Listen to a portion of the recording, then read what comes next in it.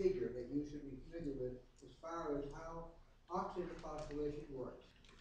This is it.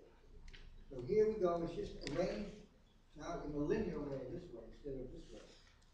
So what do we got here? We have complex 1. Okay, complex 1. This is the enzyme that oxidizes NADH. So NADH goes to NAD. Electrons are released. So the electrons go from NADH to Q. NADH to Q. 17,000 calories of energy is released. Now it causes protons to pass through complex 1. There they appear. They're up there. Right? Protons, they have PMF, protomolar force. Then the electrons move on between Q and cytochrome C. They go through complex 3, which has got a bunch of iron. The iron undergo oxidation reduction. Another drop of energy of about 17,000 calories. And that allows more protons to pass through this complex 3. Okay, there they are. There's these protons. They're accumulating nice protons. The electrons go through from cytochrome C to oxygen. They release another 17,000 calories. That causes protons to pass through. Now we have all these protons with that protomolar force. And then they just move along by simple fusion. They have nowhere to go. The only place they can go is to this complex 5, which is basically synchronous. Then as they pass through here, they release that protomolar force, whatever it is, and you make ATP. Now from FADH, so from NADH you make 3 ATP.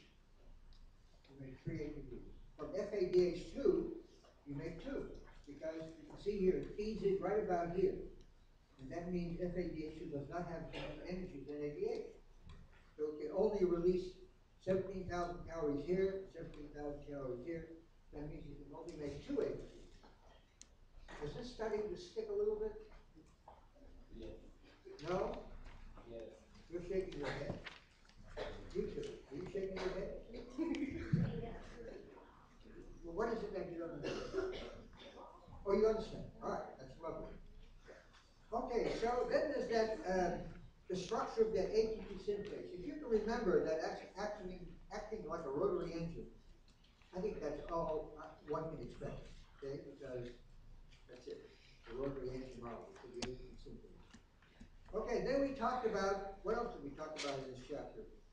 Seems like there was an awful lot, but, so let's say now you do not have enough oxygen. You don't have enough oxygen. So in that case, this process takes place. So you're lacking oxygen because you've been running around. Instead of going to pyruvate, it's going to go from pyruvate to lactate. That's happening in our muscle. Okay? So we don't have enough oxygen. It causes the pyruvate to go to lactate. The lactic acid builds up. That's believed to cause some pain in your muscles. And you're also wasting NADH. You're wasting NADH. So, as a result, this has to be gotten out of your muscle. That's done by the blood. The blood flows through there, picks up the lactate, and takes it to the liver. In the liver are the enzymes that convert lactate to glucose. It's called gluconeogenesis. Okay? So this is what happens in us. And also lactic acid, is made in yogurt and all kinds of great stuff. In bacteria, there's another kind of fermentation that's going on. It's called alcoholic fermentation. This is in brewed yeast. So all the enzymes of glycolysis are the same. And then it comes to pyruvate. I don't know if you can see this, but try to blow it up a little more. So what happens here is you make pyruvate. Pyruvate is converted to acetaldehyde. The CO2 builds up in the fermentation chamber. And it remains there if you want champagne. If you're making beer or wine, it's pulled off. And then acetaldehyde is converted to ethanol. And that's why you drink this wine and beer, because of the alcohol. That's called alcoholic fermentation. As it turns out, because we already know all the steps of cellular respiration, now we can go to other stuff that we eat, which is, what are the stuff that we eat? Proteins and fats. Okay? Proteins and fats. So fats, they're broken down in our small intestine. There are lipases that break this down. They release glycerol. Remember, this was triacid glycerol, you know? Free fatty acid is esterified with glycerol. We break that down. The glycerol feeds in right here into the glycolytic pathway. And that's where that comes from. Then what's left over are the fatty acids, and there's a pathway there, and they wind up with acetyl-CoA. And that ends as the starch is burnt up. That's neat. Or if we eat protein, is that too cold? Yeah.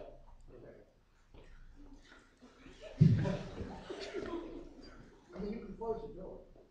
That's all right. Okay, so anyway, we also need proteins, right? Proteins. So the proteins are broken down. The problem with proteins is they have amino groups. They have amino groups, the carbon skeleton. So you got to get rid of the amino group. And the amino group is converted to ammonia, and then to what? Urea. And you excrete that. You don't get rid of all the amino because you want to those proteins you broken down, you have those amino acids. Part of them you want to make new proteins, right? You don't throw everything away. Thank you. I see you're sensitive people. Okay, and then the carbon skeleton that's left over, it goes into stuff that we already know about.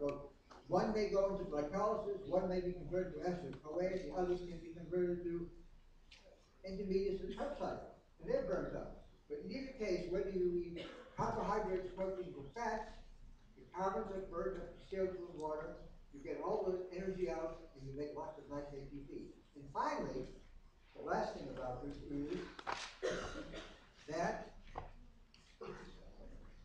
how you control respiration.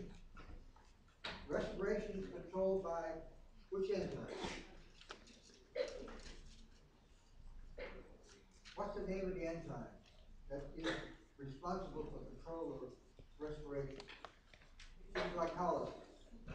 The third enzyme of glycolysis, what is that called? Phosphofructokinase. Phosphofructokinase. That's the main enzyme that controls. So you can know immediately that high concentrations of ATP inhibit respiration, low concentrations of ATP stimulate. And it all goes to that one enzyme. When it's high concentrations of ATP, it binds to the inhibitor site of that enzyme, turns off glycolysis, everything starts cold. Then, as the ATP is broken down, because it's during cellular reactions, you get ADP built up. Then ADP goes to that enzyme, binds to the activator site, causes the enzyme to be active. Then glycolysis is restored. So it's just the concentration of ATP and ADP that control respiration. It's that simple. That's chapter 9. Dr. Darwin, Yes. how would we predict which of two equally sized organic molecules is likely to store more energy? Well, that depends on which molecules we